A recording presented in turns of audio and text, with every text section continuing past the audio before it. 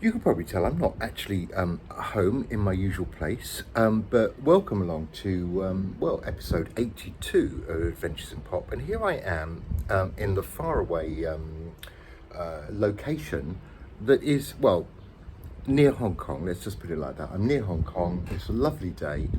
And I've been here for the best part of a week. I'm going to bring you my adventures in pop from here by telling a bit of a story about pop music in Hong Kong, surprisingly, because it kind of brushed quite close to me on my journey here. So all will be explained in episode 82.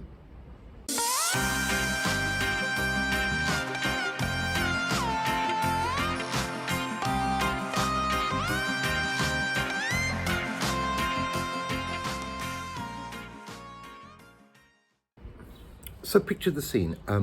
I'm at Heathrow Airport on my way to Hong Kong, and this is about a week ago. This is nothing unusual. I've done this trip quite a few times, and I was, waiting for my flight to be called. I'm down at the gate, being a thoroughly good citizen, and what I was aware of was a tumult of extra excitement, and I couldn't quite work out what was going on. I couldn't work out whether people were just rather overexcited because they hadn't flown for a while because of COVID, or whether people travelling to Hong Kong were just basically very badly behaved. But what was really clear to me was that, we were getting kind of close to sort of, rioting down at Gate 7 at Heathrow Airport a week ago, and I really had no idea why this was. So basically, every time somebody from Cathay Pacific stood up and said, could you please go and sit down? We're just taking business class passengers.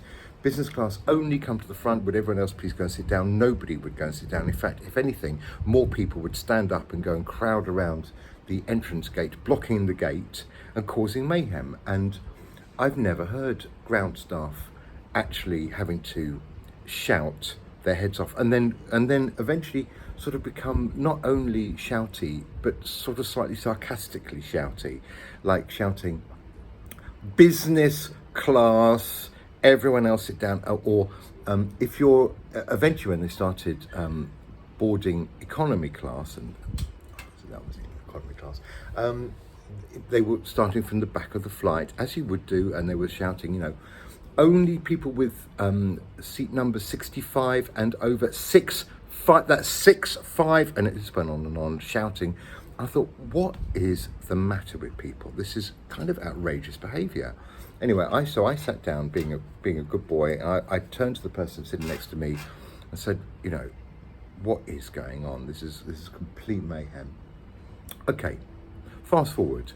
I arrived in Hong Kong, and I found out through friends of mine who I was visiting that I was travelling on the same flight as a very, very famous Hong Kong pop star. Now, you probably don't know his name, and you probably don't know the name of the group that he's part of.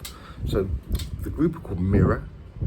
They are a Hong Kong equivalent of kind of K-pop, i.e. there are 12 of them, 12 boys, and the one boy who was on our flight was called Kyung To, and he's probably the most famous of the 12, apparently.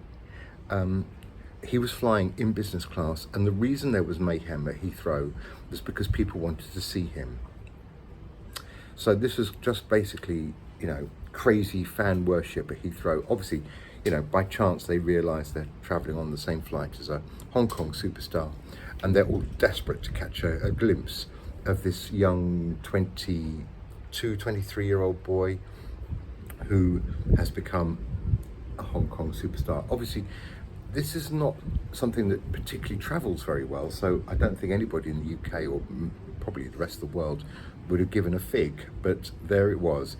So it got me thinking about, the nature of kind of Hong Kong pop stardom, because this is quite an unusual phenomenon, and I think it's probably, the first time that Hong Kong has been gripped by something that is very similar to K-pop in its style, in its sound, in its kind of in its format, and it's kind of an interesting thing. I read a somewhat insulting article in the New York Times that sort of described this group Mirror as bringing joy back to the streets of Hong Kong after basically quite appallingly repressive police actions over the protests a few years ago, and then of course COVID, and now here come Mirror to make us all happy. I thought that was actually quite insulting, and we don't need to read stuff like that.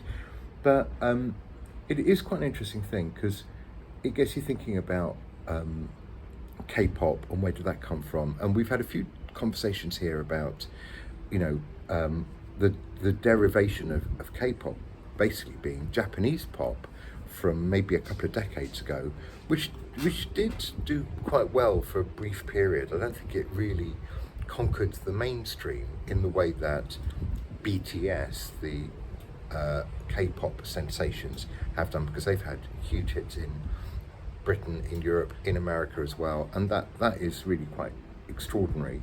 I think it comes with its own level of tragedy in the fact that we know that a number of K-pop stars have taken their own lives, and so I guess we get an impression that the pressure is pretty extraordinary on these young kids who probably don't quite know what they're getting themselves into.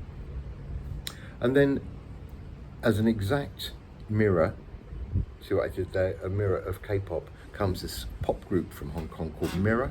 There are 12 of them, and as I say, I travelled with this young boy who I would of course recognise. I probably passed him, didn't have any idea that he was a Hong Kong superstar.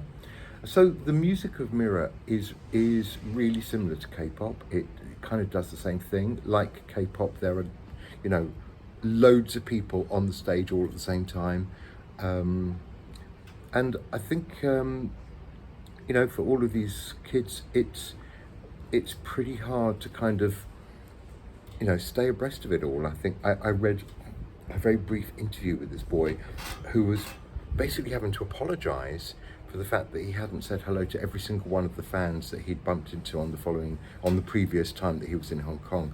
And you can just imagine, the mayhem of that kind of worry that if you say hello to one, then you've got to say hello to everybody, and everybody wants their picture taken, everybody wants a selfie with, etc., etc. So I feel quite sorry for them, and yet it is not the kind of music that I'm remotely interested in, and you wonder how long a group like Mirror is going to go on for. And also the other question is, will their fame extend outside the boundaries of Hong Kong? And I doubt it, to be honest. I don't know if if it's really significantly different or original enough, or whether we've got room in our hearts for more kind of K-pop stuff. And I don't think British people care whether it's actually K-pop from Korea or whether it's like K-pop and it comes from Hong Kong. I think we would probably just lump it all into the same K-pop bag, really, wouldn't we? Anyway, I don't actually know very much about K-pop. It is not something that I follow and I love. I guess, my whole thing about pop music is I do really love quality pop music, and that includes quality words,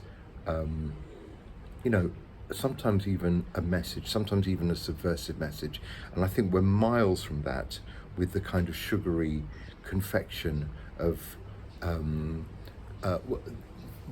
words tend to be all happy, and self-empowering kind of words. I can do it if I want it type words. None of which is terribly exciting, original or special. So there we go. I'm going to leave you here. I will be back at home shortly to pick up Adventures episode 83 next time round. And all I want to say is that in the pipeline we've got a bunch of songs from me. There is a song pretty much ready from Rothman and Jacobs. There are 2 or 3 really good tracks lined up from Goldhawk Foxes. So don't go anywhere. And I will see you next time. My name's Simon Jacobs. By the way, if you're enjoying this series, do follow and subscribe and press all the buttons and stuff like that, because it just makes the world go round a little bit happier and makes my life a little bit easier, I suppose. So give it a go. It's free. Nothing bad will happen. Thank you very much indeed for watching. I will see you next time. Bye-bye.